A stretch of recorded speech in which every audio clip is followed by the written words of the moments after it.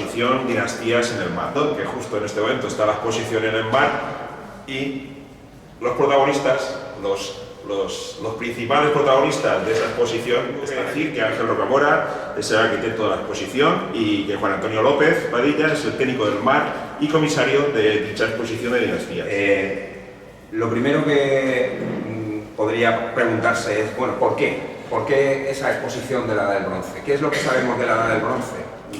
Lo cierto y verdad es que la Edad del Bronce se sabía y se sabe desde hace tiempo que constituyó una etapa de transformación muy importante en la prehistoria de Europa. No solamente en la península ibérica, sino en muchas otras partes de Europa. Pero lo que ha ocurrido en las dos últimas décadas creo que explica el hecho de que aquí en Alicante, es verdad, hemos inaugurado una exposición de la Edad del Bronce, pero precisamente montándola ha sido cuando nos hemos percatado de que en los 2 próximos años se van a hacer hasta 5 exposiciones sobre este momento de la prehistoria de Europa en diferentes países europeos. Tanto que en algún caso hasta nos hemos tenido que pelear un poco por ver qué piezas podíamos traer a nuestra exposición antes de que se nos las llevaran a otros museos. Y eso ha sido así porque en las dos últimas décadas, 20 años de innovación en la investigación que han sido muy importantes. Para todos aquellos como yo que nos dedicamos a investigar este periodo ha sido, la verdad, gratificante. Las novedades del ADN que conoceréis en la prensa, que están dando a cada momento, están dando nuevas sorpresas en el conocimiento de la prehistoria. Las excavaciones de extensión de muchos yacimientos, todas esas mejoras en la investigación, en las técnicas de análisis y sobre todo una cuestión fundamental que ha ocurrido efectivamente en las 3 últimas décadas. Durante muchísimo tiempo, buena parte de la prehistoria que conocíamos en Europa occidental indudablemente dejaba al margen a la prehistoria de la Europa central y sobre todo de la Europa oriental. Esa Europa que durante muchos años estuvo tras el telón de acero y que de alguna manera había quedado un poco al margen de lo que nosotros íbamos conociendo de la prehistoria, casi como si la mitad de Europa fuera funcionando por un lado y la otra mitad por otro. Uno de los comisarios con los que comparto la dirección de esta exposición llegaba a decir que llegó un momento que sabíamos más de las pirámides de Egipto y del imperio faraónico que de lo que había ocurrido en la Edad del Bronce en Eslovaquia o en Polonia o en países con los que en realidad hemos compartido durante siglos la herencia cultural y compartimos la historia. Esos nuevos datos y esa investigación lo que nos permitía, a nuestro juicio, era poder abordar de otra manera algunas de las preguntas y de las cuestiones fundamentales que ya sabíamos que en la Edad del Bronce se producían. El surgimiento por primera vez de lo que podíamos considerar sociedades con Estado, sociedades en las que había diferenciación social, de clases sociales, y cómo se había llegado a producir esto. Explicar cómo era el origen de nuestra propia, de aquello que de alguna manera más significativamente define nuestra sociedad en la actualidad, y comprobar cómo eso era algo compartido en muchas partes de Europa en una etapa tan remota como hace 5.000 años, era la motivación fundamental de esa exposición. Explicar cómo eso se había producido a partir del control del comercio, de la economía, el desarrollo de la artesanía, cómo una parte de la sociedad había ido responsabilizándose de representar a la comunidad, a la sociedad, y cómo esa ventaja que se justificaba por la nueva situación política social se trató de transmitir a los descendientes y por tanto crear por primera vez lo que podríamos considerar una clase social. Y también cómo eso, en una fecha muy concreta, en torno al 1500 a.C., se desvanece, se diluye, desaparece, se desploma. ¿Por qué? ¿Cómo? Explicar eso con los nuevos datos que nos daba la investigación era el reto que nos habíamos marcado para esta exposición. Toda esta amalgama de cambios se acontece y se genera en una fecha también muy marcada, en el 2200 a.C. Decidimos centrarnos en 3 de las sociedades más importantes de esa primera parte de la Edad del Bronce de Europa, que son las que podéis ver aquí, marcadas, la de Umetice, Otomani justo en la zona de los Cárpatos, y ocupando parte de Eslovaquia y sobre todo de Hungría, y el Argar, que ocupa el sudeste de la península ibérica. Poco antes de que empezara a crearse estas nuevas sociedades de la Edad del Bronce, sabíamos ya por la arqueología que debía haber grandes movimientos de pueblos. La invasión de los bárbaros del Imperio de Europa Oriental hasta el occidente de Europa. No, lo sospechábamos por la arqueología, pero el ADN, las investigaciones más recientes que nos permiten ahora saber de un pequeño fragmento de hueso si pertenecían a un hombre o a una mujer, si tenían relación de parentesco con otros restos óseos humanos que encontramos en las necrópolis, o si tenían ancestros procedentes de Mongolia o de Europa Oriental, ahora nos permitían acceder a un conocimiento básico sobre esto. Y el descubrimiento de que todas estas poblaciones de Ucrania habían llegado, después de muchas generaciones, a extenderse y llegar a la península ibérica, nos hablaba también de un barniz poblacional que abarcaba prácticamente todo el continente europeo. La explicación del surgimiento de estas élites sociales de la Edad del Bronce está, sin embargo, mucho más atrás. Está en el final de una cosa que cuando estudiamos en el colegio nos explican que está vinculado con el descubrimiento de la agricultura. Sin embargo, esto tardó miles de años en producirse. Y cuando se produjo finalmente, estábamos ya en la antesala de la Edad del Cobre. ¿Qué ocurrió en ese momento? En el momento en que las poblaciones dejaron de transitar por territorios y por tanto acceder a distintos recursos distribuidos de manera aleatoria por el territorio, una vez las poblaciones quedaron fijas en un lugar, los recursos que necesitaban ya no se podían acceder, había que intercambiarlos, había que entrar en comunicación con esas otras comunidades y servir de interlocutor. ¿Quiénes? Pues aquellas partes de la sociedad que eran representantes. Los representantes eran quienes se encargaban de hacer ese comercio de los objetos que necesitaba la sociedad. Y como los recursos no están distribuidos de forma uniforme en el territorio, pues el papel de estos intermediarios, lógicamente, se vio en fin, realzado. Y hay un elemento en la Edad del Cobre que es básico.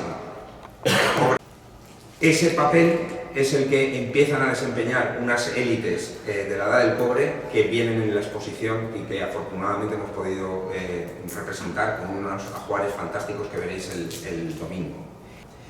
Y lo primero que hay que decir es que estas sociedades campesinas basaban su economía y su supervivencia precisamente en la ganadería y en la agricultura. Sin embargo,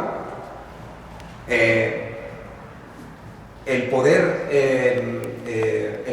de estas élites se basaba en el intercambio de recursos como el cobre, como el oro, como el ámbar, aquellos objetos preciosos que circulaban entre sociedades. Pero para eso necesitaban artesanos que pudieran hacer todas esas maravillosas joyas que también vais a ver en la exposición. Y eso no es una cosa que se puede hacer de la noche a la mañana. Necesitas tener experiencia. La estancia de elementos preciosos, pues lo tienes que hacer aprovechándote del trabajo de otros que se dedican a cultivar y a producir más de lo que es necesario para ellos, porque con eso tienes que alimentar a tus artesanos, ¿no? Eso es algo que vamos a ver en las tres sociedades. También vamos a reflejar que eran sociedades distintas que vivían en distintos lugares. En el Argar, por ejemplo, los poblados estaban en lo alto de cerros, como este de la Almoloya que veis en la pantalla, pero en el centro de Europa lo que se ocupaban eran colinas donde los poblados estaban rodeados de fosos a veces de hasta 8 o 9 metros de ancho, defendidos en posiciones un poco elevadas, pero en el llano. Y las casas no eran casas pequeñas como las argáricas, sino que eran casas de hasta 40-50 metros de largo, donde vivían mucha gente en conjunto, como estas de Metiche, del poblado alemán de Pomelte. Y esa base económica a la que se dedicaba la gran mayoría de la población, que fundamentalmente era el alimento y el vestido, era sobre el que estas élites van a hacer descansar su poder. Y no solamente con eso, van a promover además mejorar las comunicaciones a larga distancia, gracias a ¿qué? A la domesticación del caballo que traen estas poblaciones esteparias y a la introducción de elementos como el carro, este modelo de cerámica que viene de un poblado húngaro de la Edad del Bronce y que tenemos en la exposición, y que es la evidencia más antigua de la existencia de este tipo de vehículos en esta parte de Europa. Y en lo más alto de estas sociedades se ubicaban los príncipes. Estos príncipes que eran los responsables no solamente de controlar el trabajo de estos artesanos, sino también de proporcionarles a estos artesanos el sustento para que pudieran desarrollar y mejorar su trabajo. Estos príncipes, que se enterraban en túmulos como estos del centro de Alemania, en los que se enterraban con ajuares como este de Leubingen que tenemos en la exposición, y también el de Dieskau, con armas y también con algunas herramientas particulares relacionadas con la metalurgia, porque el control del metal era lo que les daba su poder económico, el control de cómo se producía y cómo se circulaba ese cobre. Algunos de esos túmulos han desaparecido, como el de Bornholm, donde estaban estas hachas de oro. Y en una de las salas vamos a explicar también, a través de objetos reales, traídos de distintos yacimientos argáricos, cómo era ese proceso metalúrgico sobre el que establecían su control estas élites. Estas élites que cuando se enterraban con todos los elementos relacionados con el trabajo metalúrgico, porque era lo que les daba prestigio. Esta tumba de Lorca, por ejemplo, en el que están los martillos y las herramientas para trabajar el metal una vez estaba fundido en la forja. Y otros homólogos metalúrgicos que en la misma época estaban enterrándose también con herramientas de metalúrgico en la otra punta de Europa, como el ajuar de este metalúrgico de Nizhna Mysla en Eslovaquia. Y por último también este metal con gran valor que se ofrecía a los dioses o de alguna manera ritualmente se depositaba junto a lagos o junto a campos en el centro de Alemania y en Europa central y oriental. El ámbar, el oro, el marfil, todo se convierte en elementos que esas élites van a controlar porque están sacando un gran beneficio del intercambio de esos productos y de esos materiales. Algunos son tan especiales como este. Arriba tenemos una pieza de marfil de la Illeta de Svanets, cuyo paralelo exacto desde hace tiempo se sabe, está por un lado en Micenas, en la otra punta del Mediterráneo, y por el otro en Wessex, en las Islas Británicas. Lo que nos está hablando de cómo estas élites de cada uno de estos sitios en los extremos de Europa estaban en relación, se comunicaban y se intercambiaban productos, como la plata y el oro, bien sean espirales, como las que veis en la pantalla, que las mujeres argáricas utilizaban para adornarse las coletas o ponerse en la frente, o estos que, aunque uno pudiera decir, mira, qué modernos eran, pues todas estas piezas tienen 4.000 años de antigüedad y se usaban exactamente como se están usando ahora. Las de oro para los hombres y las de plata para las mujeres. Y si estas élites habían sido capaces de gestionar la producción de los campesinos, de ganadería, de trigo, etc., para mantener a unos expertos artesanos, fueron capaces también de utilizar parte de esos beneficios ¿en qué? En crear un cuerpo militar. Por primera vez estamos ante la existencia de evidencias que nos están hablando de hombres armados por el príncipe, por los príncipes alemanes en este caso, de Unetice, que se encargan supuestamente de la defensa, pero que obviamente también van a tener otra función. Y es que las armas van adquiriendo un valor a lo largo de esta primera edad del bronce, no solamente efectivo, sino también simbólico. Van a simbolizar la autoridad militar. son los garantes de que el orden social que se acaba de establecer se mantenga.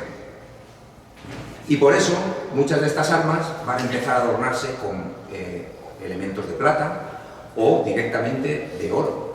¿Por qué? Porque ya más aún que la función específica de la alabarda o de la espada más tarde para la guerra, lo que están es simbolizando la autoridad política.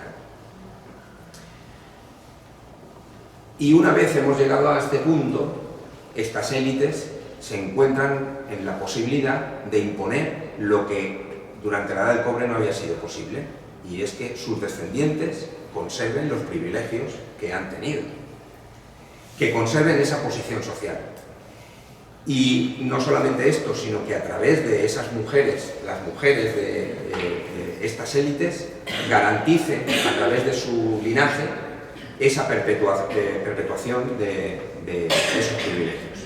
Aquí en la pantalla hemos traído el ejemplo que, como comentábamos antes, inicialmente dio origen a la idea de esta exposición.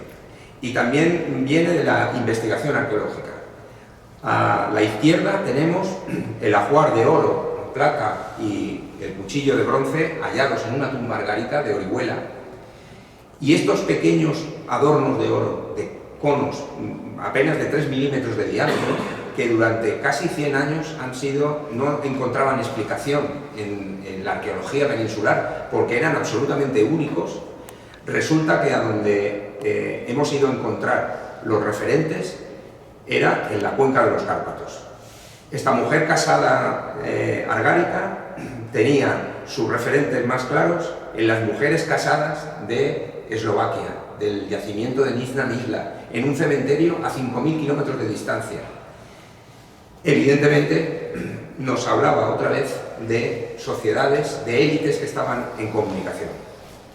Y por tanto encontramos también, por primera vez, a partir de eso, de aproximadamente el 1800 a.C., tumbas de niños, pero que tenían ya aquellos objetos de oro, armas, elementos de plata, que eran significativos de la sociedad, de la parte más alta de la sociedad. Es decir, habían heredado esos objetos de prestigio porque ya eran herederos de los privilegios de sus padres.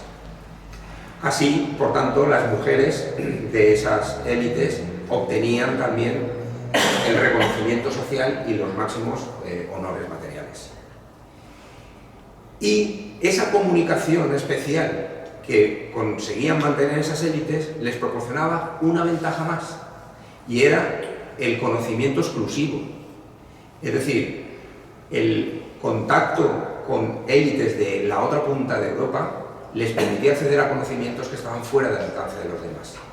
Conocimientos, pues, por ejemplo, sobre la astronomía, en cuanto a representación de los dioses, o en cuanto a los ritos y al control, digamos, ideológico. Hemos traído a esta exposición dos de estas piezas. Una es copia, el disco de Nebra. Habría sido más fácil traer la Dama de Elche a la exposición, pero algún día lo conseguiremos traer, porque es una pieza icónica y para mí es una de las piezas más fundamentales de la Edad del Bronce de Europa. O el gorro de oro de Sifrestad, vinculado sin duda al culto del sol. Sin embargo, estos dos objetos, donde se encuentran, es enterrados. Eso significa que en un determinado momento se enterraron porque su valor simbólico se había perdido. Y cuando se enterraron es indicativo de cuándo este modelo de sociedad terminó por entrar en crisis y desaparecer. Porque dejaron de tener uso, dejaron de tener valor, era necesario renovar. La explicación de por qué estos primeros estados se desmoronan no está clara, pero hay hipótesis que han tratado de explicarlo, y algunas de ellas las hemos tratado también de plasmar en la exposición. La primera, la del bronce, en gran parte de Europa no era realmente del bronce, pero cuando el estaño empieza a ser necesario y fundamental, aquellos circuitos de intercambio que estas élites controlaban, pues empezaron a cambiar. Y eso cambió las cosas. Cuando se dejaron de percibir las plusvalías de esos intercambios, todo se desmoronó porque era necesario seguir exigiendo ese nivel de estatus que ellos tenían. Y probablemente eso terminó con esa estructura social que se había montado alrededor de esos circuitos y dio pie a un nuevo cambio, a una nueva transformación de Europa que no volveremos a ver conjugarse hasta casi el cambio de era, justo poco antes de que llegaran los fenicios.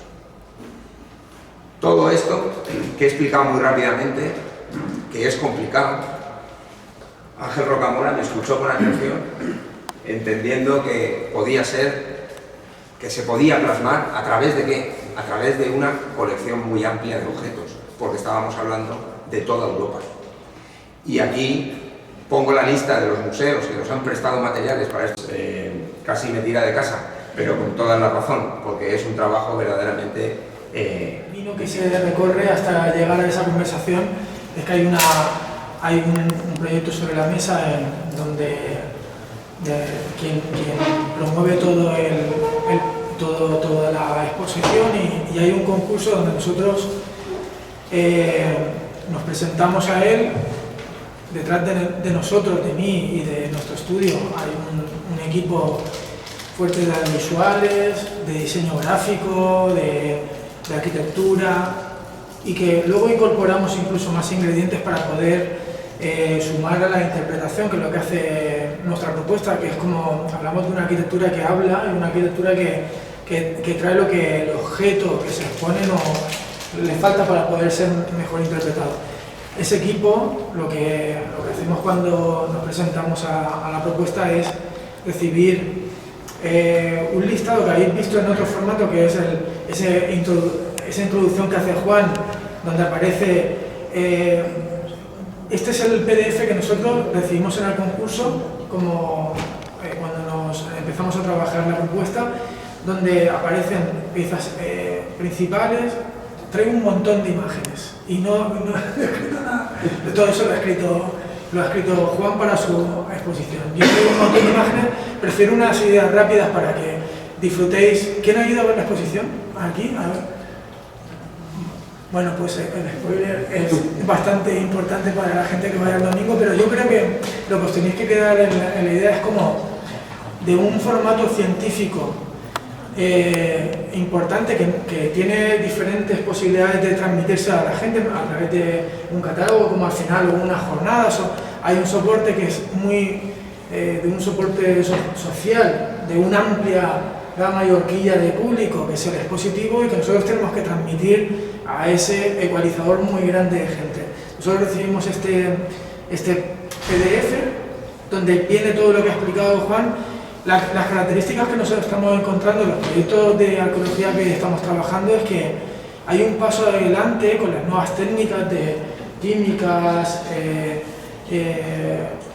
análisis de metales, orgánica, ADN y demás, que realmente están dando una vuelta de tuerca a poder explicar situaciones que hasta ahora eran de otro tipo y que ahora se pueden empezar a plasmar con otras discusiones, ¿no? Y en este caso, el MAR plantea realmente un proyecto que cuando nosotros lo recibimos y hablamos de ese tipo de avances, estamos hablando de un proyecto que a nivel europeo es en este momento puntero, 100% a nivel de arqueología, ¿no?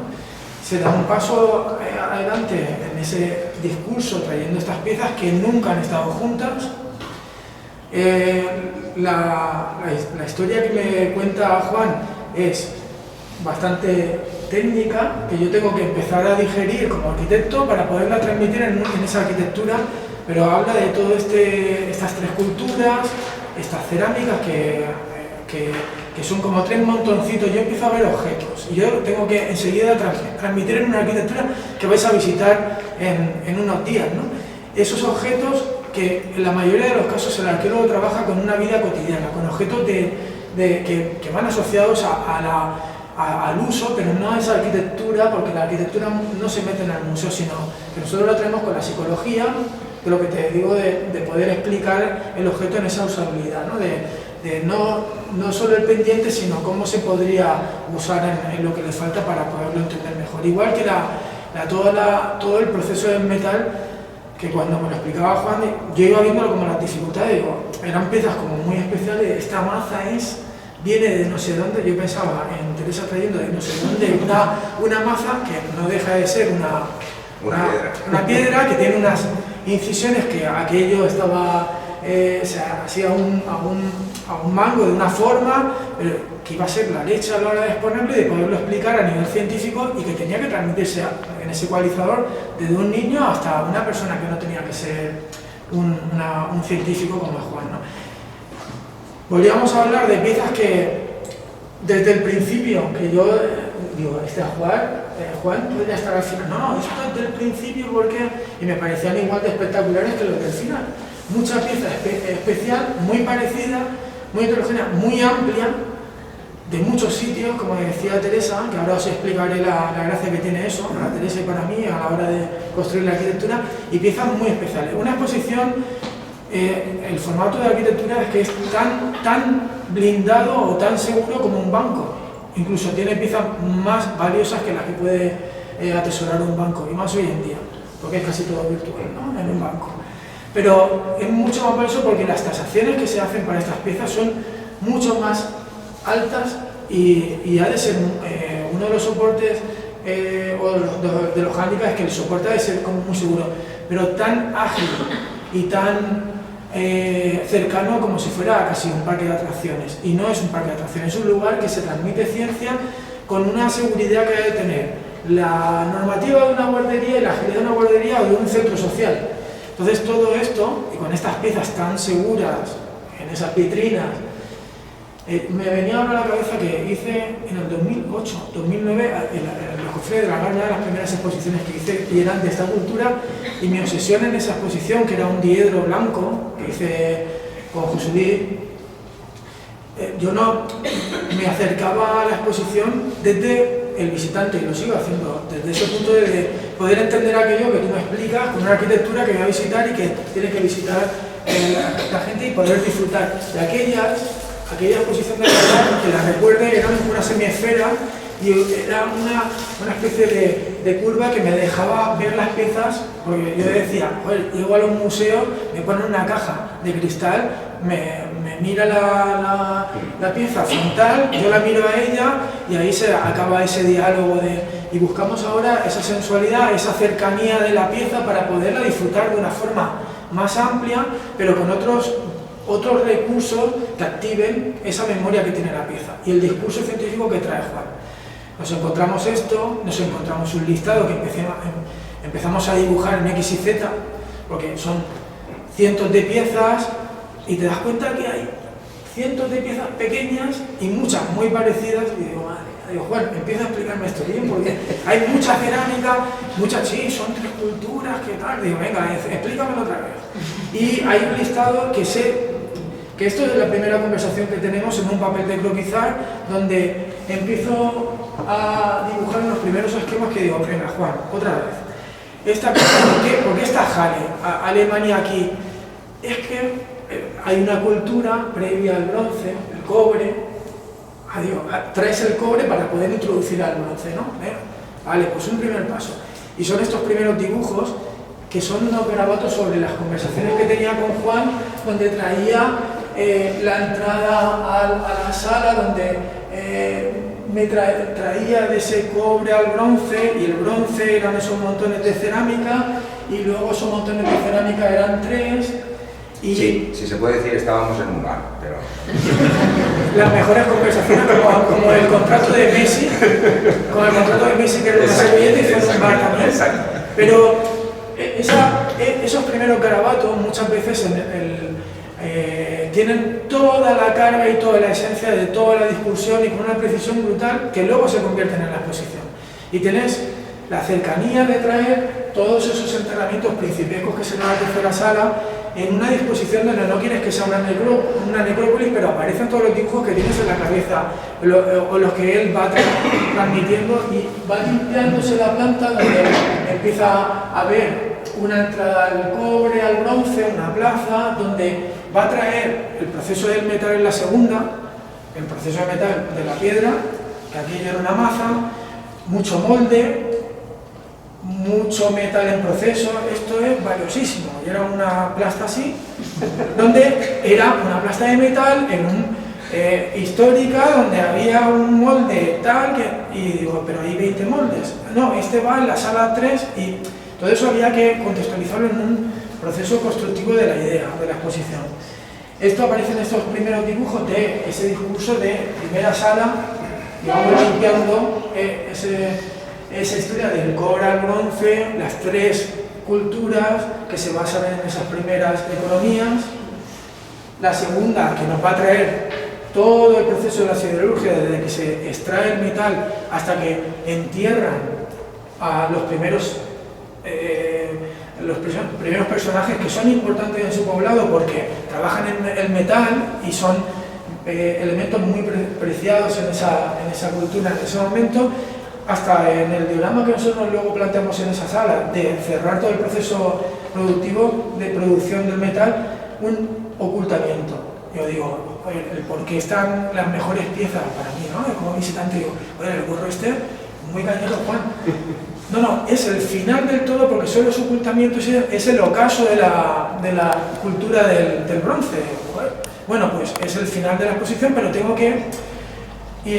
esa última sala, que son los entrenamientos de esos señores y señoras, las primeras primeros ajuares de esas personas que empiezan a coger poder a través del primer paso, que eran las primeras economías. Cuando empiezas a cultivar, a atesorar y al final tienes a alguien que te ayude a recoger y al final recoges en tu pueblo y vas subiendo y me lo explica de esa forma y yo lo tengo que traducir como si fuera un niño, como si fuera un cuento que tiene mucha seguridad a la hora de exponer. Y hay un hándicap, que estando Teresa yo creo que es muy importante contar, que cuando viene mucha gente a traer muchos museos, muchas piezas, tú has ido de correo, ¿no?, con tus piezas a llevar a un museo, esa gente viene con su pieza y viaja de todos los países, que Juan con muy buen criterio trajo de media Europa piezas, y aparecían en la exposición en una construcción donde tú tenías que ir atemperando el que estaba colocando techos, tornillos y entrando aquí a poner la pieza, ¿no? Y aparecieron muchos en muy poco tiempo. La forma de traer esos primeros dibujos, esas primeras ideas, que todo esto ha sido conversaciones donde se transmitía a los científicos unos esbozos que se van acercando a los científicos de lo que es el soporte museográfico también, ¿no?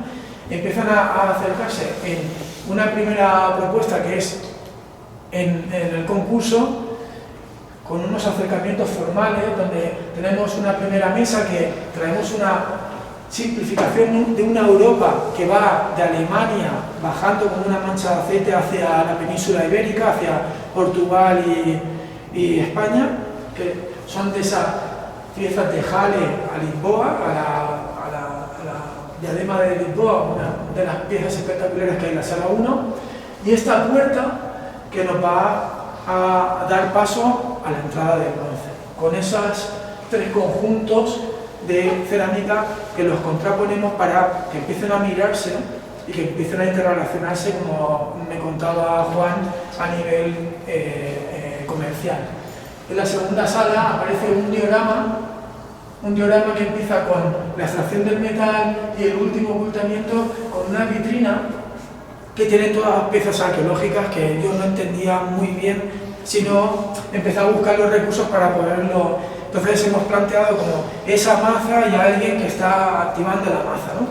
Era como un recurso fácil, pero con un rigor científico en la reproducción de esos diagramas brutal. Ha sido un trabajo que hemos trabajado con artistas como ha sido Tom Rock y Begoña Montpean. Ha sido un trabajo durísimo, porque sabíamos que estaba la piedra angular para traer una exposición científica de un alto nivel técnico y acercarlo a la mayor horquilla de gente, como digo. Tenemos que buscar esos recursos, que ha sido como uno de los puntos fuertes a la hora de medirnos muy bien las fuerzas en el proyecto. Y en la última, Juan hablaba de todo ese armamento que empieza a atesorar más que a usar. ¿no?, a nivel bélico, sino atesorar porque empiezan a aparecer esas primeras ejércitos detrás de esos señores poderosos, ¿no? Con lo cual no es una situación bélica, sino una situación de antesala a un lugar donde nos van a recibir de una forma como muy sensible, muy ritual, todos los enterramientos más importantes de la Europa del bronce, con los ajuares más fastuosos de esa época, donde nos vamos con esa sinuosidad de entrada y salida, vamos a empezar a ver a cada uno de los personajes y acercarnos a ellos de una forma íntima.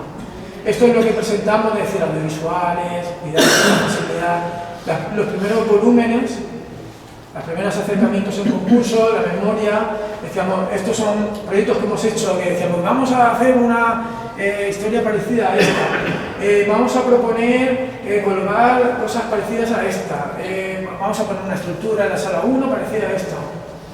Esta era la sala que empezamos a explicar que iba a ser la sala 1, con proyecciones que habíamos hecho por duales de transposición. Íbamos a hablar de esos dioramas para traerlas en la acción de excavar, de fundir, con esas referencias de arte contemporáneo, con un hiperrealismo brutal, pero que en un continuo donde te decía, y van a estar separados, porque esto es un taller y esto es la... Y tienes que ir trabajándolo para que se entienda separados, pero con ese hiperrealismo, con esas figuras que habíamos trabajado en otras exposiciones como esta, que están en Mula, y nos íbamos acercando poco a poco piezas que queríamos que flotaran,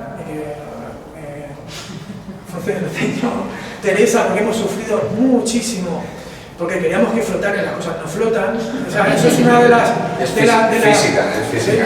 cosas que los arquitectos nos empeñamos en hacer, que las cosas vuelen y las cosas no vuelan. Pero esto es el Museo de Arte Precolombino de Smiler Radic, y traje esta referencia del metacrilato para poder ver a través. Tú poder ver 360, poder ver a la persona, poderte poner los pendientes. Y allí estaban las hachas, en la primera sala sí que están recibiéndote. Estoy trayendo esto como una introducción donde voy dejando las piezas, vamos trabajando con Juan en dejarlas caer, el básico ya materializa. Hemos tenido que medir cada una de las cosas caer, pero la segunda parte más cañera fue cuando se tuvo que dejar caer ya de una forma física sobre la... Esto es el material, la propuesta un poco más cercana de lo que va a ser, y ahora por cada sala os traigo rápido unas imágenes de lo que era la propuesta y de lo que termina siendo. Pongo algunas imágenes. Estos dibujos fue una época final no, en el proceso, donde también nos lo pasamos muy bien con el tema de los soportes de piezas, porque esa arquitectura final de acercar el objeto y no dejarlo como se ha dejado históricamente porque no había más medios. Ahora intentamos encontrar los medios o a través de la arquitectura, a través del diálogo con Teresa, con Juan, con los técnicos del museo, para poder acercar, colocar la pieza de una forma más factible de poderla entender, más fácil de poderla entender, pero también más amorosa de poderla disfrutar.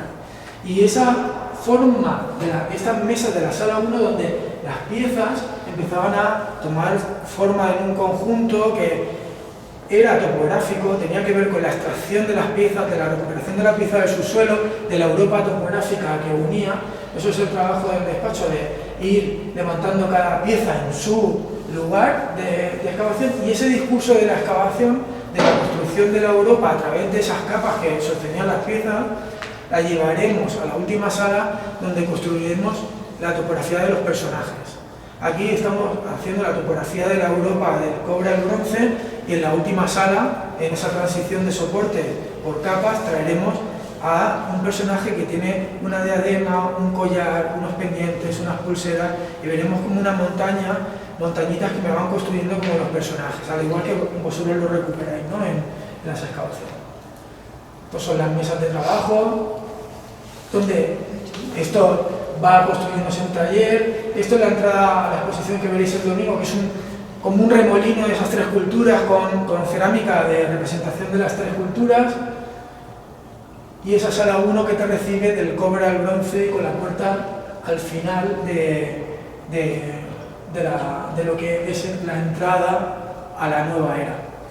Puedes ir diciendo tú, porque aquí no, ya vamos a... Si nos estás explicando muy bien, además estás demostrando que lo entendiste, pero de lo que me gusta muy Esto es.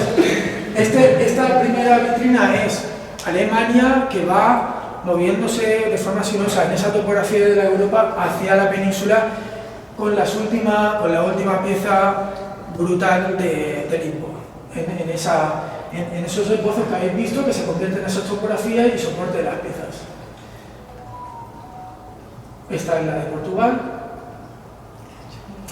Y aquí empecéis a ver esa puerta de la entrada al bronce, donde en el techo, yo le decía a Juan, estuve durante 2 semanas asediándolo, porque ya era en proceso, y yo, Juan, no hay energías comerciales entre ellos, rutas, no, pero es que la ruta, pero las capitales son estas, y era el cobre, el bronce, esa es lo que veis en el techo, que son esas líneas comerciales que unen 3 lugares en esa plaza que se construyen con 3 grupos de Otomani, Metiche y Algar en la representación a través de la cerámica de cada una de las culturas. Entramos a esta plaza, donde tenemos un audiovisual que nos está trayendo esas economías que decía Juan del grano, del caballo, del movimiento entre ellos, ¿no? Para empezar a traer esas primeras economías y esas primeras formaciones de poblados y de estirpes poderosas, ¿no? Esta es la plaza que decía de contraposición, más que contraposición, mirarse. Nunca se han mirado tan cerca estas 3 culturas a través de estos grupos de cerámica, y con este trasfondo de las economías básicas, que luego en el ábside y preábside las traemos de una forma literal con las piezas de tela. Los molinos, que a mí personalmente estuvimos hablando también, y creo que es muy interesante esa discusión en la construcción en el proceso del museológico al museográfico, porque estábamos haciendo Villena y yo te decía, pero ¿cuánta gente vivía en Villena? En época, dice, pues unos 400, pero ¿por cuánto? Es que habían tantas casas, tantas piedras de molino, me decía, es que cada uno tenía como el que tiene en su casa hoy en día 1 o 2 teles, ¿no? ¿No? Si nosotros nos barren de aquí viven, ¿no? Y aquí viven no sé cuántos chiquillos y aquí viven, te ven las, ¿no? Pues ahí los molinos, todo el mundo tenía 2 o 3 molinos que te daban como esa medida, y a mí me trajimos como este grupo de piezas que era como el mapa de lo que a lo mejor no es una pieza tan brillante a nivel arqueológico, pero muy importante para entender lo social.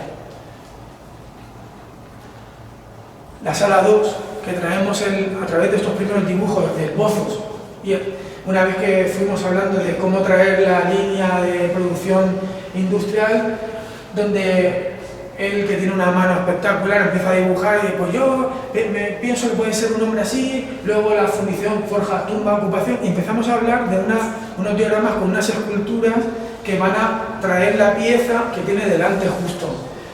Yo en la planta lo que estoy cerrando cuando lleguéis a la sala 2 es que cierro la sala y delante hay una vitrina curva que lo que te hace es reflejar lo que hay delante de ella. Tú estás viendo la pieza arqueológica y está reflejando el minero en la vitrina.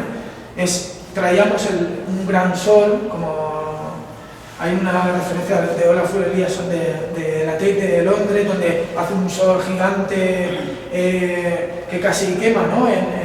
en la gran sala. Nosotros lo traemos reflejado en la vitrina, donde todo ese proceso de minería, fundición, forja, tumba y ocultación aparece con unas piezas arqueológicas bestiales. Nos da este sitio donde se extraía en esa época el metal, cómo puede ser aquel personaje, el taller. Este taller, ¿me lo puedes comentar? Bueno, es que efectivamente, como ha dicho Ángel, para poder hacer algo realista y con un contenido científico, lo que tienes es que sufrir mucho, porque tienes que bajar hasta el mínimo detalle, tienes que cuidar hasta el último detalle. Hemos acudido, él porque nos lo pedía, y para poder además llevar la información correcta a la escultora, todo tipo de información, desde información arqueológica, información etnográfica. Esto es una foto de un horno metalúrgico de Mali, tal y como estaba no sé si la fecha es 2012, me parece que es.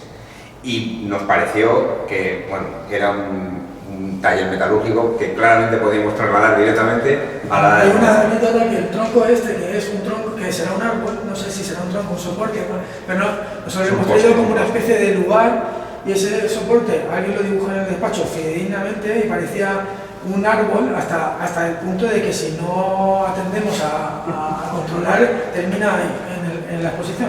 Pero todas estas referencias, estos dibujos de acercamiento que lleva un control luego ya artístico, a nivel técnico, arqueológico de Juan con la escultora y con Tom Rock, que hizo todo el soporte escenográfico de las esculturas, nos traen todas estas referencias, el enterramiento, el ocultamiento, y que nosotros traemos ya en un último paso, en un diorama continuo con esa curva que va a espejar las piezas arqueológicas. Esto ya entramos a la sala. Esa es la famosa maza. Y tenemos ese diorama que nos va acompañando con ese reflejo en el otro lado, que tiene una sección completa para poder entender cada uno de los pasos que dibujaba de forma ágil en el proceso de ideación Juan. Extrayendo, fundiendo, forjando. El trabajo de Begoña ha sido una de las exposiciones, yo he tardado estoy todavía recuperándome, porque ha sido un tiempo muy breve, muy corto para una exigencia máxima, autoexigencia de todos los técnicos, Teresa, Juan y de todos los que han participado en el despacho, porque Begoña estaba haciendo hasta el último pelo, y todo el mundo estaba haciendo hasta el último pelo en la exposición. Esa topografía de la sala 1 empieza a ser una topografía de lo industrial en la sala 2, es el lugar de cada una de las situaciones que se van explicando. Son como piezas, nos ha pasado en más de una ocasión cuando hay tanta pieza pequeña, nos pasó en ídolos, si no lo singularizas, porque cada pieza es muy importante, si las pones en un sitio terminas teniendo un tesoro y puesto todo junto es una amalgama de cosas que en su conjunto será un tesoro maravilloso, pero cada pieza tiene una personalidad muy fuerte. Y subiendo y bajando puedes recrear y puedes conseguir disfrutar de cada una de las piezas. Estáis viendo el detalle y creo que de esta forma, lo que decíamos del ecualizador, los niños entran, se sientan ahí en el suelo, hay como una especie de plaza de entrada. El otro día había es muy súper antiguo el mar para eso, ¿no? Había un grupo de gente del tema de Alzheimer, enfermos de Alzheimer, que estaban todos puestos ahí sentados, que por cierto estaban con las piezas arqueológicas a la espalda, estaban mirando al lado, pero porque estaban disfrutando, entendiendo aquello que luego les dirían, y esto es esto, ¿no? Pero es un contexto de una plaza, lo que decíamos, igual de social que una plaza y igual de seguro que un banco, ¿no?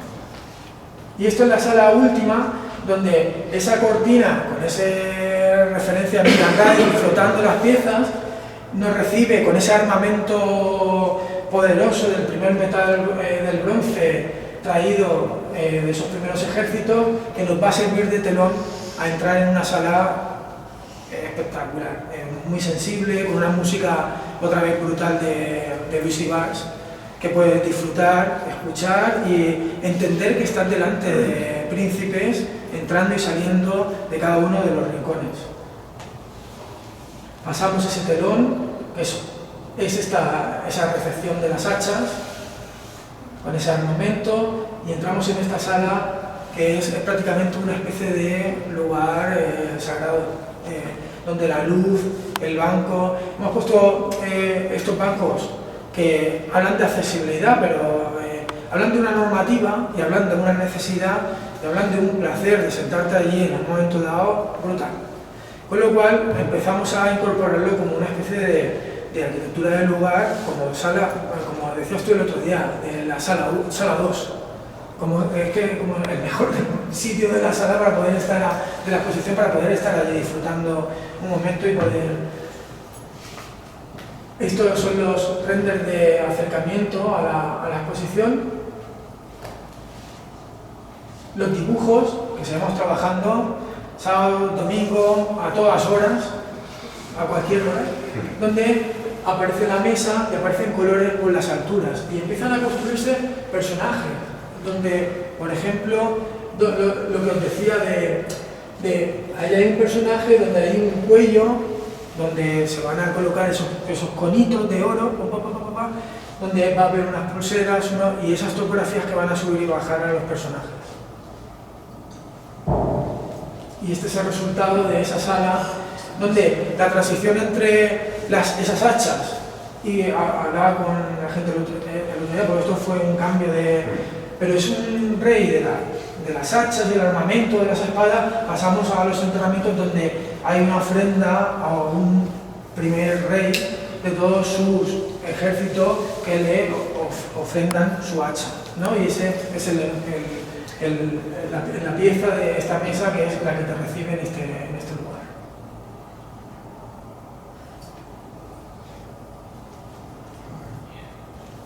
Aquí es donde construimos los personajes.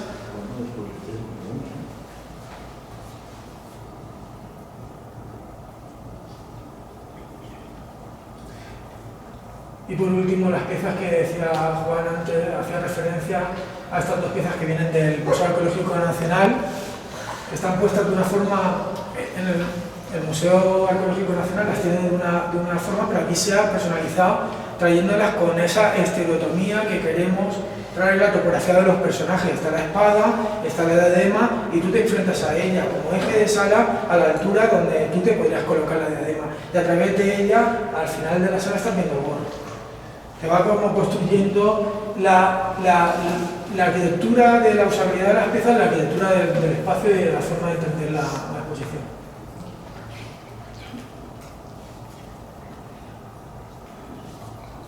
Y ya está. Muchas gracias.